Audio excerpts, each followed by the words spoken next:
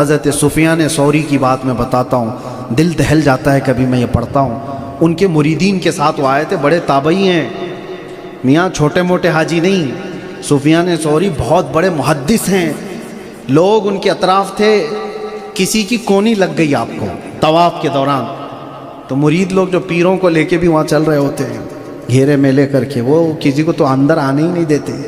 अरे चैन तोड़ के ये कैसे आ गया। सुफियान सौरी को सिर्फ कोनी लगी थी। उनके एक मुरीद ने उससे कहा, अरे देखता नहीं हजरत को कोनी लगा दिया। हजरत सुफियान सौरी ने अपने शागिर्द से कहा, खामोश हो जा, मैं तो लात खाने के लायक था, यहाँ सिर्फ हाथ लगा है। इतने बड़े मुहद्दिस वो कहते हैं, मुझे तो लातों से यहाँ मारा जाना चाहिए था, मैं तो सिर्फ हाथ लगा है मुझको।